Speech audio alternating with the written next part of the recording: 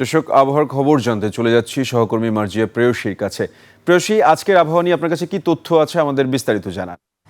সাব্বির, আপনাকে অসংখ্য ধন্যবাদ। দর্শক, আজ 1 জুলাই 2026 তারিখ বুধবার আবহাওয়া অফিসের দেওয়া সর্বশেষ তথ্য থেকে আমরা দেখতে পাচ্ছি আগামী 24 ঘন্টায় রাজশাহী, রংপুর, ময়মনসিংহ, সিলেট, ঢাকা, খুলনা, বরিশাল, চট্টগ্রাম বিভাগের এক জায়গায় একটি অস্থায়ীভাবে দমকা হাওয়া সহ হালকা থেকে মাঝারি ধরনের বৃষ্টিপাত হতে পারে।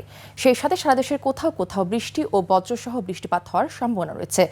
আজ ঢাকার বাতাসের আপেক্ষিক আর্দ্রতা নির্ণয় করা হয়েছে 93%।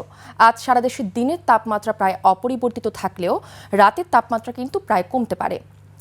যদি আমরা বাংলাদেশের সার্বিক পরিস্থিতির দিকে লক্ষ্য করি তাহলে দেখতে পাচ্ছি লঘুচাপের বর্ধিতাংশটি উত্তর পশ্চিম বঙ্গোপসাগর পর্যন্ত বিস্তৃত রয়েছে।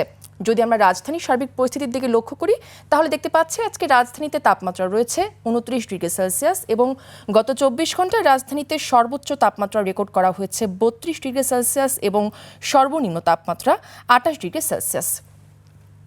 রাজশাহীতে তাপমাত্রা রয়েছে 30 ডিগ্রি সেলসিয়াস, রংপুরে 28 ডিগ্রি সেলসিয়াস, ময়মনসিংহে 29 ডিগ্রি সেলসিয়াস, সিলেটে 28 ডিগ্রি সেলসিয়াস, চট্টগ্রামে 28 ডিগ্রি সেলসিয়াস। গত 24 ঘন্টায় ময়মনসিংহে সর্বোচ্চ তাপমাত্রা রেকর্ড করা হয়েছে 31 ডিগ্রি সেলসিয়াস এবং সর্বনিম্ন তাপমাত্রা 27 ডিগ্রি সেলসিয়াস।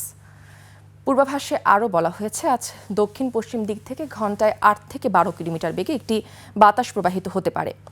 দর্শক, আজ সূর্যাস্ত হয়েছে সন্ধ্যা 6টা বেজে 50 মিনিটে এবং কাল সূর্যোদয় হবে ভোর 5টা বেজে 15 মিনিটে। আবহাওয়া নিয়ে এই ছিল আমার কাছে আজকে সর্বশেষ তথ্য। ফিরে যাচ্ছি সাব্বিরের কাছে। সাব্বির।